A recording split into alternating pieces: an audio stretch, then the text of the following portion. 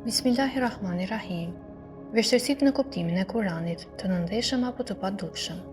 Të gjitha ajetet për të cilat është thënë, te transmetimet tona se kanë ardhur vetëm për të thelluarit e fundit të kohës, si për shembull Surja Tauhid, e njësimit dhe 6 ajetet e surës Hadid, nuk besoj se ka dalë dikush deri në ditën e sotme që të jap një kuptim të plotë për kuptimin e atyre ajeteve, sikurse jam i bindur se as në të ardhmen nuk ka për të dalë dikush që ta ofrojë këtë shpjegim a komentim. Lidhur me këtë aspekt, është shkruar shumë, sigurisht dhe janë bërë kërkime të shumta dhe me shumë vlerë. Megjithatë, horizontet e Kuranit i tejkalojnë të gjitha këto mundësi dhe këto përfitime. Ndonjë mund të mendojë se fjala e duel, që do të thotë i pari, në ajetet kuranore, ku citohet, ai është i pari dhe i mbrapmi, i dukshmi, me argumente dhe i padukshëm me sy, nënkupton krijesën e parë të Allahut, ndërsa fjala el akhir, i mbrapmi, nënkupton gjithashtu të fundmin e krijesave, ndërsa fjala el dhahir, që do të thotë i dukshëm, me argument, nënkupton nëpërmjet gjurmëve të tij, apo fjalet el batin, padukshmi me sy, nënkupton thjesht një cilësi të tij. E vërteta është se çështja e lidhur me kuptimin e këtyre fjalëve është shumë më e komplikuar nga se duket dhe as pak e lehtë. Çështja është shumë më e thellë se kaq.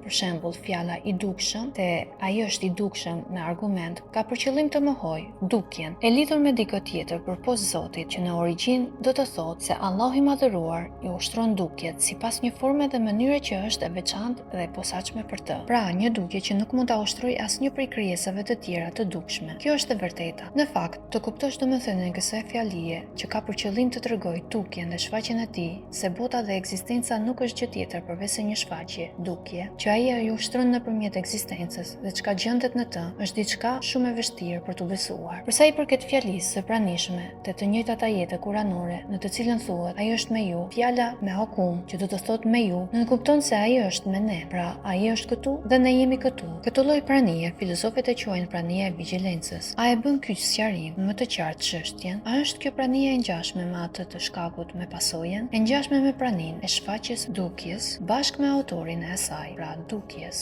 Në fakt, çështja nuk duhet të shtrohet kështu. E vërteta është se njerëzit e ditëve të fundit, me mbretësinë dhe me thellësinë e tyre të mendimit, kanë arritur të kuptojnë diçka më shumë se të tjerët. Një tjetër e vërtetë është se Kurani i njeh mirë të shenjtëruesit prej tij. Ktu pra, fjalia Kurani i njeh mirë të shenjtëruarit, grupet target prej tij, është e lidhur ngushtë me ajetet e mërsipërme. Është i njohur fakti se disa ajete të lidhura me dispozitat e përgjithshme sipërfaqësore dhe me këshilla të përgjithshme që mund të kuptojnë pjesa më e madhe e njerëzve dhe se nëpërmjet fjalisë atë nuk mund ta njohë askush përveç të shenjtëruarve. Grup targeti prej tij nënkuptohet profeti i nderuar, paqja e beqatia Allahu qoftë mbi të dhe mbi familjen e tij të nderuar, dhe së ndërmjetësi zbulesës hyjnore që është ëngjulli Xhebrail, gjithashtu nuk e di kuptimin e mesazhit me të cilin është ngarkuar për të transmetuar e për ta përcjellë. Ëngjulli Xhebrail ka qenë vetëm një ndërmjetës i ngarkuar prej Allahut të madhëruar me detyrën e përcjelljes së mesazhit dhe të transmetimit të tij prej Elmul Kejb, ose së padukshme, për të profeti Muhammed, paqja e beqatia Allahu qoftë mbi të dhe mbi familjen e tij të nderuar. Ai nuk është pjesa e atyre për të cilën është dërguar Kurani. I vetmi shenjtërues prej mesazhit hyjnor është i dërguari i Allahut, paqja e beqatia Allahu qoftë mbi të dhe mbi familjen e tij të nderuar. Dhe e gjithë pjesa tjetër e njerëzve e kuptojnë Kuranin, pra mesazhin, vetëm nëpërmjet dritës që lëshohet prej Muhamedit, paqja e beqatia Allahu qoftë mbi të dhe mbi familjen e tij të nderuar. Komentimi dhe interpretimi i mesazhit hyjnor nuk është gjë tjetër përveç se një dritë e madhe, të cilën profeti i nderuar, paqja e beqatia Allahu qoftë mbi të dhe mbi familjen e tij të nderuar, u jepet njerëzve të përzgjedhur prej tij. Ndërsa kategoria e njerëzve normal, si ne dhe gjithë pjesa tjetër e njerëzimit, e kemi tërësisht të pamundur të kuptojmë plotësisht çfarë nënkupton fjalia kuranore në të cilën Allahu i madhëruar thotë: ai është i pranishëm me ju. Cila është natyra e kësaj pranie? Cila është kuptimi i vërtetë i fjalisë drita e qiejve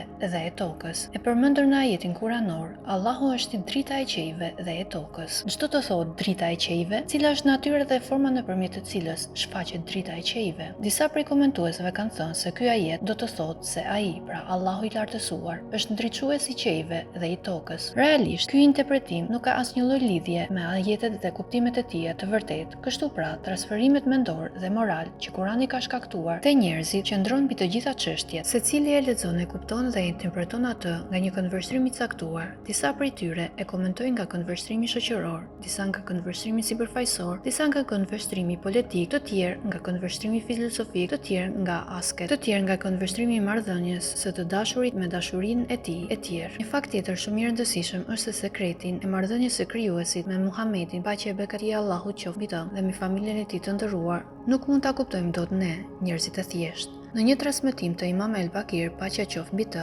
lexojmë se është në gjendje të përhapë dhe të komentojë të gjithë dispozitat, ligjet dhe gjykimet që rrjedhin prej fjalës Samet, që do të thotë nuk i ngjan askujt në Kur'an. Atëherë, duhet të besojmë se këtu kemi të bëjmë me një sekret të madh, të cilin nuk mund ta deshifrojmë dot me sy të lirë. Sigurisht, secili prej nesh mund ta kuptojë pjesën sipërfaqësore që përfaqëson një fjalë e caktuar, përfshirë edhe fjalinë Samet, por ajo që mund të thotë Imami lidhur me këtë është diçka krejt tjetër. Shpreh keqardhjen time më të madhe për të gjithë ata që nuk kanë dëshirë të mësojnë, për të gjithë ata që nuk kanë zgjedhur rrugën e dijes në jetën e tyre. Shpreh keqardhjen time më të madhe për të gjithë ata që nuk kanë bërë asnjë hap, qoftë edhe minimal, të njohur nga afër me Kur'anin familjar dhe mrekullinë që ai përfaqëson. Keqardhje për të gjithë ata që nuk marrin mundimin të lidhen në mënyrë të drejtë për drejtë me burimin e zbulesës hyjnore, pasi ajo është edhe burimi kryesor i të dhënave të ndihmeve interpretimit dhe komentimit të Kur'anit. Ky komunikim dhe kjo lidhje ka qenë ekskluzivisht ndërmjet krijuesit dhe të dërguarit të tij, paqja e bekëtia e Allahut qoftë mbi të dhe mbi familjen e tij të nderuar, dhe nëpërmjet këtij të fundit me pjesën tjetër të njerëzve të përzgjedhur të kohës.